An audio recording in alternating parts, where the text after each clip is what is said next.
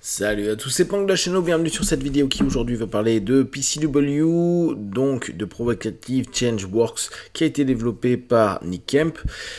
Comme vous le savez, on a une session par mois, je vous fais rarement des débriefs parce que factuellement, là, j'ai pas vraiment l'impression que ça évolue des masses sur ce qu'il est en train de nous expliquer par rapport aux premières sessions.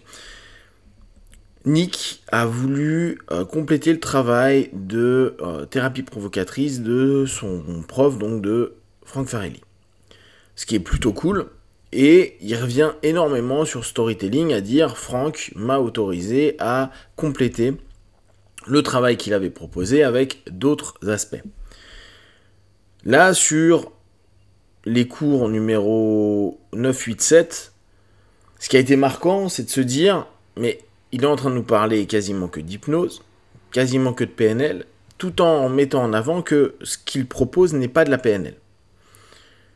Ce qui change, peut-être, c'est ce qu'il appelle les stances, donc les postures. Et effectivement, je pense que depuis le début, l'élément le plus intéressant à prendre en compte dans le PCW, pour nous, au quotidien, c'est ce principe de posture. Je vous en ai déjà un petit peu parlé, ces différentes postures que lui a créées. Alors, je vous l'ai aussi dit sur une autre vidéo, il est dans un système qui n'est pas encore terminé. Et ça se sent, d'ailleurs, il propose pour l'année prochaine de recommencer ses rendez-vous mensuels en formation. Et il passe au PCW 3e génération. C'est-à-dire que petit à petit, il est en train de encore de modifier, de transformer par les retours qu'il y a dans les cours comme ceux que l'on fait actuellement. Alors, ce qui est bien, je résume quelques éléments que j'ai trouvé intéressants dans le travail, c'est donc les postures, je vais en reparler un petit peu. Ce travail de questionnement qu'il va avoir sur la définition et le sens que les personnes donnent à certains éléments comme la meilleure version de soi-même, le développement, la réussite, etc. Il met en avant pendant presque 1h30 tout ce principe-là, mais qui revient factuellement à ce que vous connaissez sur les métamodèles. D'accord? Donc, en gros, éviter les distorsions, les omissions et les généralisations. D'accord? 3 points essentiels dans le questionnement des métamodèles. Il ramène constamment à la présence, donc à l'ici et maintenant. Et ça, vraiment, c'est un point clé dans le travail de provocation. Et là, je pense qu'à peu près toute personne qui bosse dans les outils d'accompagnement psy peuvent qu'adhérer. C'est l'ici et maintenant. Et ce point-là, il est important. Il ne peut y avoir la session que vous faites qu'à partir du moment où cette session est vécue dans un ici et maintenant, et que l'ensemble des éléments qui sont perçus, qui émergent, les rires, les colères, les tristesses, le bonheur, le bien-être, le mal-être, n'est que l'élément d'interaction de l'ici et maintenant. Dans un discours et dans un échange qu'il veut être le plus anodin possible. En gros, il veut que ça ressemble à une communication entre potes. D'où le fait que les postures que tu peux prendre peuvent potentiellement être un peu moins agressive et plus orientée dans le rire. Je ne sais pas si c'est juste ce que je vous dis, mais c'est ce que j'ai l'impression. À partir du moment où tu arrives à créer un rapport qui va être un rapport où tout est simplifié, un peu comme Berne pouvait le faire, n'hésitez pas à avoir une communication comme si vous parliez à des personnes qui étaient des enfants de 5 ans. Donc très simple, pas de mots compliqués, et tous les mots que la personne va utiliser, les faire redéfinir de façon simple. À partir de là, on peut commencer à jouer sur le rapport, le lien. Donc là, on se rend compte de l'importance du lien spécifique au PCW, donc on va dire spécifique à la provocation, qui est ici et maintenant, et cette notion de on est un peu pote. Parce que derrière, il va feindre énormément d'éléments, type la posture un peu démoniaque, feindre la surprise, l'ennui, tout plein d'éléments, blâmer le client. Ça, c'est des postures qu'il utilise beaucoup. Ça c'est vraiment une notion classique de provoque.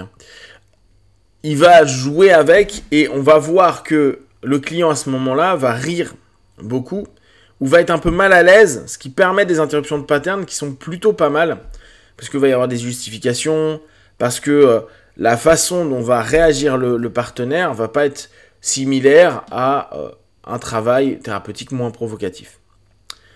Après, dans la majorité des stances, je trouve qu'elles sont pas provoques, mais il l'explique très bien, et comme je vous dis, il le dit quasiment à chaque session, c'est parce qu'il a rajouté un ensemble d'éléments, l'hypnose notamment, la PNL et d'autres éléments qu'il a pu expérimenter de façon empirique, et puis je pense qu'il a lu, dans son système. Donc, ouais, c'est ce que je vous disais, faire une discussion absolument normale. Donc, il a un boulot, là encore, où il tente vraiment de faire bouger beaucoup le partenaire avec ses pathos, ses problématiques, un petit peu comme si on se retrouvait dans les jeux des New Codes de PNL que je vous avais proposé quand j'étais allé faire le séminaire de Grinder. Avec beaucoup de faire rebondir, saturer la problématique, la faire devenir d'une certaine forme, la jongler avec, ou il prend carrément des éléments matériels et puis il fait projeter, il utilise ça comme une surface projective pour travailler avec, pour le manipuler, pour jouer avec. Donc, moi, ce qui me plaît, c'est qu'on voit qu'il a fait une espèce de synthèse, mais l'espèce de justification qu'il a régulièrement de dire c'est pas de la PNL, c'est peut-être pas de la PNL de Richard Bandler, mais c'est de la PNL qui se rapproche plus de ce que fait Grinder et Diels. C'est du New Code.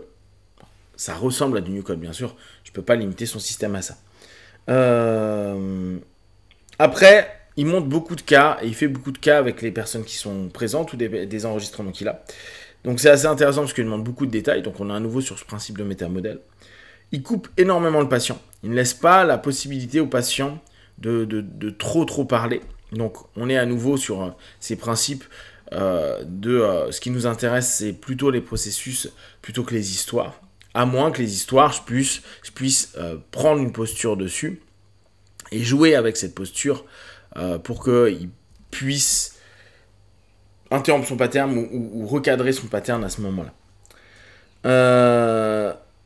Ah ouais, on a eu tout un cours, c'était le 8e, sur tout un travail en indirect. Donc, la plupart du temps, le travail en provocatif, il le fait de façon vraiment très directe. Il a pris une posture un peu taquine, puis après, il va jouer beaucoup sur les accusations, les distorsions, le rire.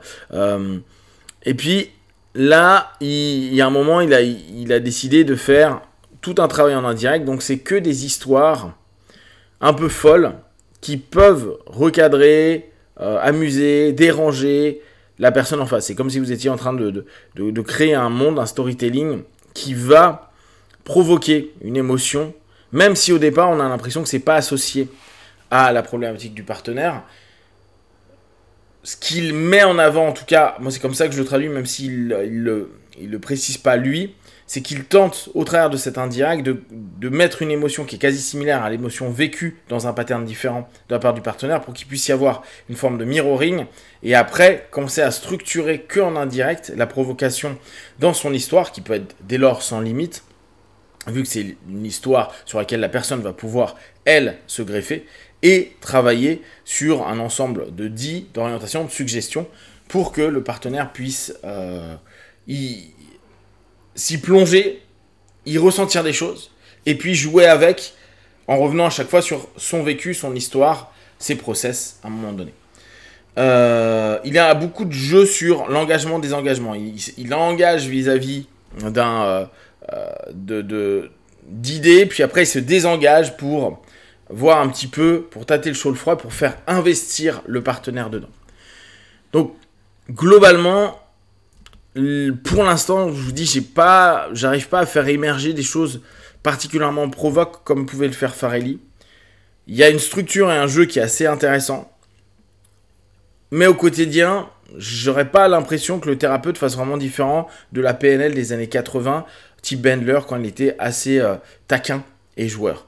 Il a peut-être tenté de mieux définir certains aspects, mais à partir de là, je trouve qu'il n'y a pas d'éléments qui émergent, en tout cas aujourd'hui. Si vous avez des questions et des remarques sur le sujet, partagez sur Facebook, YouTube. J'y répondrai le plus rapidement possible. Et comme d'habitude, de tout ce que je propose, ne prenez que ce qui est bon et juste pour vous. Testez, observez, analysez et concluez. Be one. Ciao.